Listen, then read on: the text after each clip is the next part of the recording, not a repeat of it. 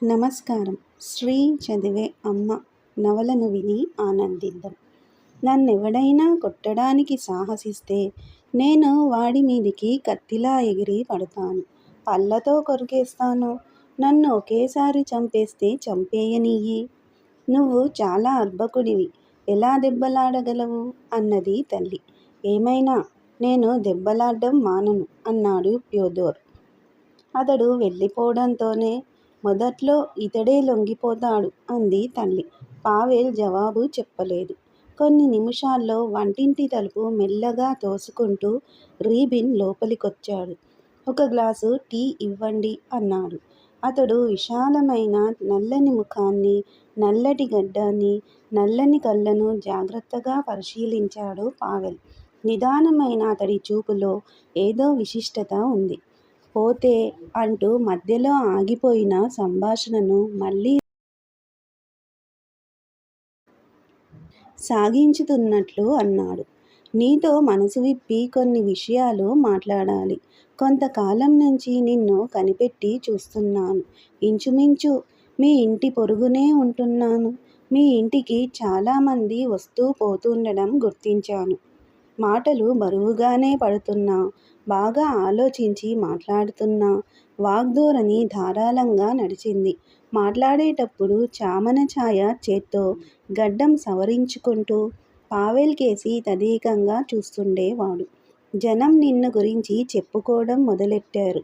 అన్నట్లు నువ్వు చర్చికెళ్ళవుట కదూ. అంచేత నిన్ను మత వ్యతిరేకివంటున్నారు. ఆ మాటకొస్తే నేనూ వెళ్ళను. సరి, ఇక కరపత్రాల సంగతి? అదంతా నీ పనేనా? అవును అన్నాడు పావెల్. సరే, బాగుంది అన్నాడు రీబిన్. తన మాటను వాళ్ళు లక్ష్యపెట్టనందుకు విసుక్కుంటూ తల్లి వెళ్ళిపోయింది. ఇక సోదా సంగతి అన్నిటికంటే ముఖ్యంగా, దాని తర్వాత మీరు నాకు బాగా నచ్చారు. నువ్వు, హోహోల్, నికోలాయ్, మీరంతా ఎలాంటి వాళ్ళో బాగా రుజువు చేసుకున్నారు. మహాప్రభు, మీ పని మీరు చేసుకోండి, మా పని మేము చేసుకుంటామని నిక్కచ్చిగా మీరు నిశ్చయాన్ని చెప్పేశారు. హోహోల్ కూడా చాలా మంచి కుర్రాడు. అతడు ఫ్యాక్టరీలో మాట్లాడుతుండగా అప్పుడప్పుడు విన్నాను. అబ్బా, అతనినెవ్వరూ అనగదొక్కలేరు, మృత్యు ఒక్కటి తప్ప. భలే ఉక్కుపిండం అనుకున్నాను. పావెల్, నన్ను నమ్ముతున్నావా? రీబిన్ మెత్తని సారవంతమైన మాటలను తల్లి ఆత్రంగా వింది. నడివయస్సులో ఉన్న మనిషొచ్చి తన కడుపులో ఉన్న కష్టసుఖాలను తన కొడుకుతో చెప్పుకుంటున్నందుకు చాలా సంతోషించింది. కానీ పావెల్ చాలా ఉదాసీనంగా ఉన్నట్లు ఆమెకు తోచింది. మిహాయిల్ ఇవానోవిచ్, తినడానికేమైనా తెమ్మన్నారా అని అడిగింది. ధన్యవాదాలు అమ్మా, కానీ నాకేమీ వద్దు. నేను భోజనం చేసొచ్చాను. అయితే పావెల్, మన జీవితం సక్రమంగా నడవడం లేదంటావు, అంతేనా? పావెల్ ఫ్యాక్టరీని గురించి, దాని అధికారులను గురించి, విదేశాల్లో కార్మికులు తమ హక్కుల కోసం సాగిస్తున్న పోరాటాలను గురించి చాలా ఆవేశంతో మాట్లాడాడు. అప్పుడప్పుడు పావెల్ అభిప్రాయాలతో ఏకీభవిస్తున్నందుకు సూచనగా అద్గది సంగతి అని రీబిన్ బల్లమీద చర్చేవాడు. ఒకసారి అతడు నవ్వేసి తాపీగా, అయితే దేవుడి విషయంలో కూడా వాళ్ళు మనల్ని మోసం చేస్తున్నారంటావు, అంతేనా? నా అభిప్రాయం కూడా మన మతం సరియైనది కాదనే. ఇంతవరకు మాట్లాడక ఊరుకున్న తల్లి ఇక ఊరుకోలేకపోయింది. తాను అత్యంత పవిత్రమైన భక్తి విశ్వాసాలతో కొలుస్తున్న దేవుని గురించి, అతడికి సంబంధించిన విషయాల గురించి తన కొడుకు చులకనగా ప్రసంగిస్తున్నప్పుడామె ఉండబట్టలేకపోయింది. అతని దృష్టిని ఆకర్షించేందుకు ప్రయత్నించేది. అలాంటి శూలాల్లాంటి నాస్తిక పదాలతో తన హృదయాన్ని గాయపరచవద్దని మౌనంగా కళ్ళతోనే అర్థించేది. అయితే అతని నాస్తికత్వం మరుగున ఏదో గొప్ప విశ్వాసముందని మాత్రం ఆమె గ్రహించింది. ఆ భావమే ఆమెకు ఊరట కలిగించేది. వీడి ఆలోచనలు నాకెక్కడా అంతు చిక్కుతాయి అనుకునేది. తన కొడుకు చెప్పే మాటలు నడి వయస్సులో ఉన్న రీబిన్ మనసుకు కష్టం కలిగిస్తాయని ఆమె అనుకుంది.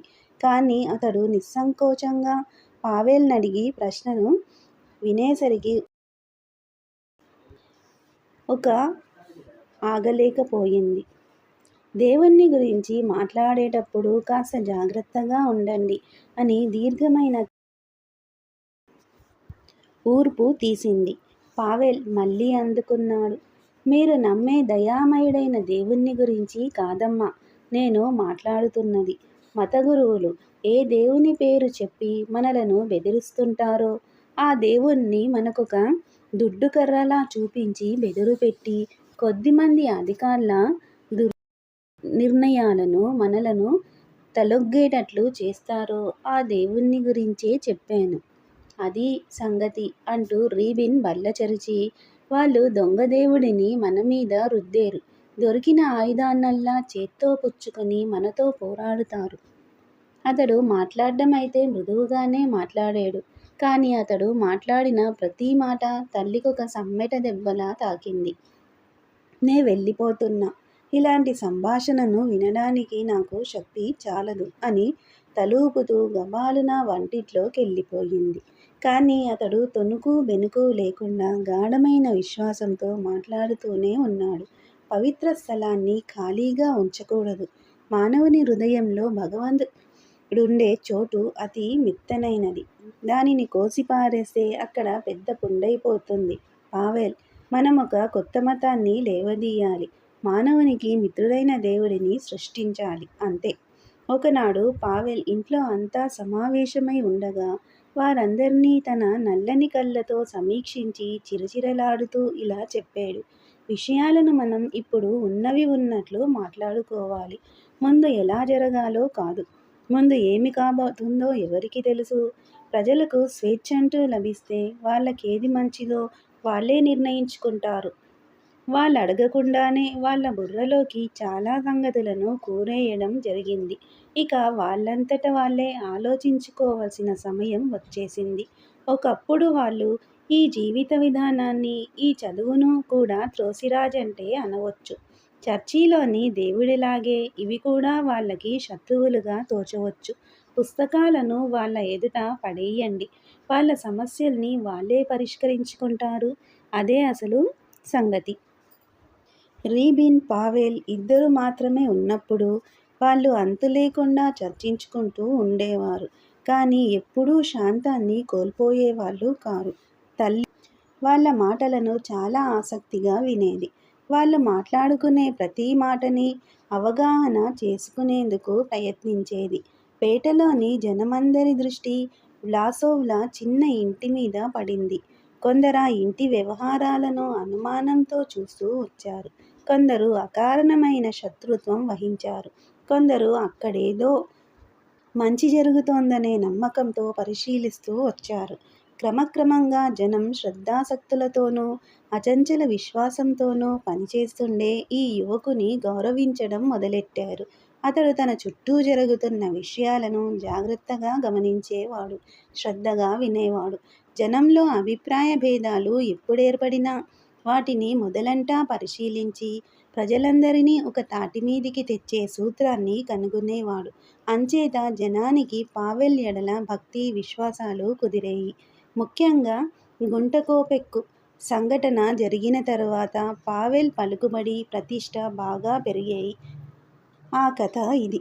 ఫ్యాక్టరీకి కొంచెం దూరంగా ఒక గుంట ఉంది. దాని చుట్టూ దేవదారు చెట్లు, బూర్జ వృక్షాలు బాగా ఒత్తుగా ఉన్నాయి.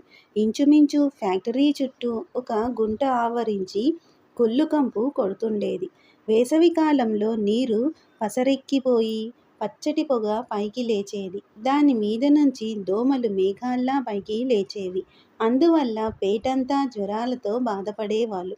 ఫ్యాక్టరీ పని వాళ్ళ ఆరోగ్యాన్ని అభివృద్ధి చేయడానికే గాని పని చేయిస్తున్నాననే మిషతో యజమాని కూలీ వాళ్ళ కూలీలో నుంచి గుంట పూడ్చేందుకు రూబుల్కొక కోపెక్కు చొప్పున మినాయించమని ఆజ్ఞాపించాడు.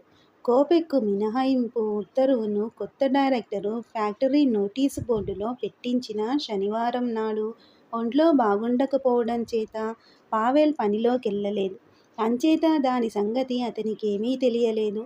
చాలా కాలంగా ఫ్యాక్టరీలో పోత పని చేస్తుండే సీజోవ్, పొడగరి ముక్కోపి అయిన మెకానిక్ మహోతిన్ ఇద్దరూ మర్నాడు పావెల్ ఇంటికొచ్చారు. పెద్దవాళ్ళు కూడా నీ దగ్గరకొచ్చి సలహా చేస్తున్నారే అంది. ఆమెకేమీ జవాబు చెప్పకుండానే పావెల్ ఏదో రాయడం మొదలెట్టాడు. కొంచెం సేపయినాక, అమ్మా, నువ్వొక పని చేసిపెడ్తావా? పట్నానికి వెళ్ళి ఈ కాగితాన్ని అందించి రావాలి. అదేమైనా ప్రమాదకరమైనదా? అవును. మన పత్రికను అచ్చువేసే చోటికి నిన్ను పంపుతున్నాను.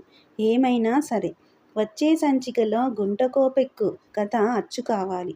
అట్లాగే వెళతాను. తన కొడుకు తనకి పని చెప్పడం ఇదే మొదటిసారి. అతడు ఏమీ దాచకుండా తనకు చెబుతున్నందుకు ఆమె చాలా సంతోషించింది. తలనొప్పి కారణంగా పావెల్ సోమవారం నాడు కూడా ఫ్యాక్టరీకెళ్ళలేదు. భోజనం చేసే సమయానికి ఫ్యాదోర్ మాజిన్ సంతోషంతోనూ ఆవేశంతోనూ రోజుకుంటూ వచ్చాడు. లేచి రావాలి. ఫ్యాక్టరీ అంతా ఒక్కసారి తిరుగుబాటు చేసింది. వాళ్ళు నిన్ను తీసుకురమ్మని నన్ను పంపేరు. మిగిలిన వాళ్ళందరికంటే విషయాలన్నీ నువ్వు బాగా చెప్పగలవని సీజో, మహోతిన్ అంటున్నారు. అక్కడ జరుగుతున్న సంఘటనలను నువ్వు చూసి తీరాలి అన్నాడు. ఒక్క మాట మాట్లాడకుండా పావెల్ బట్టలేసుకోవడం మొదలెట్టాడు. ఆడవాళ్ళు కూడా వచ్చారు. వాళ్ళు చాలా గోల చేస్తున్నారు అన్నాడు ఫ్యాదోర్. అయితే నేను వస్తున్నాను. వాళ్ళ ఉద్దేశమేమిటి? నేను వస్తున్నా అంది తల్లి. రా అన్నాడు పావెల్. ముగ్గురూ మౌనంగా గబగబా అడుగులేసుకుంటూ వీధిలో నడక సాగించారు. ఆవేశం వల్ల తల్లికి ఊపిరి పీల్చుకోవడమే కష్టమనిపించింది. అక్కడేదో చాలా ముఖ్యమైన సంఘటన జరగబోతున్నట్లామె స్ఫురించింది. ఫ్యాక్టరీ గేటు దగ్గర చాలామంది స్త్రీలు గుంపులు గుంపులుగా చేరారు. వాళ్ళలో వాళ్ళు అరుచుకుంటున్నారు, తోసుకుంటున్నారు. వాళ్ళు ముగ్గురూ ఫ్యాక్టరీ ఆవరణలో ప్రవేశించేసరికి ఆవేశంతో బొబ్బలెడుతున్న జనం వాళ్ళని చుట్టుముట్టారు. ఫౌండ్రీ ఇటుక గోడ నానుకొని పాత ఇనుప కమ్ముల గుట్టమీద సీజోవ్, మహోతిన్, వ్యాలో పలుకుబడి కలిగిన మరో 5-6 నిలబడుండడం తల్లి చూసింది. జనమంతా గోడకేసి దృష్టి నిలిపి చూస్తున్నారు. అడుగో, వ్లాసోవ్ వస్తున్నాడు అని ఎవడో కేక వేశాడు. వ్లాసోవ్, అతన్నిక్కడికి రమ్మనమనండి. నిశ్శబ్దం అని చాలామంది అరిచారు. దగ్గరగా ఒక మూల నుంచి వడిదుడుకులు లేని రీబిన్ కంఠస్వరం వినబడుతోంది. మనం పోరాడేది ఒక కోపెక్కు కోసం కాదు, న్యాయం కోసం. అదంతే. మనం అంతగా పట్టుపట్టేది కోపెక్కు కాదు. కొంచెం బరువెక్కు అయినా ఇతర నాణేల కన్నా అదెక్కువ గుండ్రమని కాదు. డైరెక్టరు రూబులులో కన్నా మన కోపెక్కులో మానవ రక్తం ఎక్కువ ఉంది. సిసలైన విలువ ఉన్నది కోపెక్కులో కాదు, రక్తంలో, న్యాయంలో. అతని మాటలు జనానికి బాగా నచ్చాయి. ఆనందంతో వాళ్ళనేక విధాలుగా భేష్ అంటే భేష్ అన్నారు. సరిగా చెప్పేవు రీబిన్. మహా బాగా చెప్పేవయ్యా ఫైర్మన్. ఇదిగో వ్లాసోవ్. ఈ కంఠధ్వనులన్నీ ఏకమై ఫ్యాక్టరీలోని మిషన్ల చప్పుడును, ఆవిరిగొట్టాల బుసబుసలను, తీగెల ఝుంకారాల్ని ముంచేశాయి. చేతులు ఊపుకుంటూ జనం 4 మూలల్నించి పరిగెత్తుకొచ్చారు. ఒకళ్ళనొకళ్ళు వేళాకోళంగా పురికొల్పుకుంటూ ఆవేశపూరితులై చేరుకుంటున్నారు. అలసటతో విసుగు చెందిన హృదయాలలో అణిగి ఉన్న అసంతృప్తికి ఇప్పుడు ప్రాణం వచ్చి ఒక్కసారి పొంగి బయటపడే మార్గాన్ని చూసుకుంటుంది. సీజోవ్, మహోతిన్ లు నిలబడ్డ ఇనుప జాలరు మీదకే పావెల్ కూడా ఎక్కాడు. కామ్రేడ్స్ అన్నాడు. ఆ మాట నుండి బలాన్ని, ఆనందాన్ని పుచ్చుకుంటూ కామ్రేడ్స్ అని పావెల్ రెట్టించాడు. చర్చీలను, ఫ్యాక్టరీలను కట్టేవాళ్ళం మనమే. గొలుసులను చేసేవాళ్ళం, నాణేలను అచ్చుగుద్దేవాళ్ళం మనమే. ఉయ్యాలలోని పసిబిడ్డలు మొదలు కాటికి కాళ్ళు చాచుకున్న ముసలివాళ్ళ వరకు అందరికీ ఆహారాన్నిచ్చి ప్రాణాలను రక్షించే జీవశక్తి మనమే. అది మాటంటే అని అరిచాడు రీబిన్. కామ్రేడ్స్ మనకు మనమే సహాయం చేసుకోవాలని, ఇతరులెవరూ మనకు తోడ్పడరని తెలుసుకోవాల్సిన సమయం వచ్చింది. మన విరోధులను జయించాలంటే ఒకడి కోసం అందరం, అందరి కోసం ప్రతి ఒక్కడు అనే సూత్రమే మనకు శరణ్యం. ఓయ్ అబ్బాయిలు, అతడు మాట్లాడేదంతా నిజం అన్నాడు మహోతిన్ పిడికిలి ఊపుతూ. డైరెక్టర్ని పిలవండి, పావెల్ ప్రతిపాదించాడు. ఆ గుంపునంతను ఒక పెనుగాలి ఊపేసినట్లయింది. వందలాది గొంతుకలు అరిచాయి. డైరెక్టర్ని పిలవండి, అతని కోసం ఓ రాయబార వర్గాన్ని పంపండి అంటూ జనం ఒక్కుమ్మడిగా కేకలెట్టారు. కోసుగెడ్డం కోలముఖం గల పొడుగాటి వ్యక్తి ముందుకు రావడానికి జనం దారిచ్చారు. నన్నెళ్ళనీయండి అని చేతుల్తో సంజ్ఞ చేసుకుంటూ డైరెక్టర్ ముందుకెళ్ళాడు. అతని ముఖం దుమదుమలాడుతోంది. పెత్తందారి అహంకార దృష్టితో అతను కార్మికులందర్నీ పరిశీలనగా చూశాడు. మామూలు మర్యాద కొద్దీ కార్మికులు తమ టోపీలను తీసి వంగి నమస్కరించారు. ఏమిటి సంత, మీరంతా పనెందుకు మానేశారు? కొద్ది క్షణాల పాటు నిశ్శబ్దం ప్రబలింది. జొన్న కంకులు గాలికి ఊగినట్లుగా జనం తలలూపారు. సీజోన్ టోపీ ఊపి భుజాలెగరేసి తలొంచుకున్నాడు. ఈ నవల మీకు నచ్చితే సబ్స్క్రైబ్ చేయండి, షేర్ చేయండి, లైక్ చేయండి, బెల్ ఐకాన్ను ప్రెస్ చేయండి. శ్రీ ఛానల్ ఆడియో నవలను వింటున్నందుకు ధన్యవాదములు.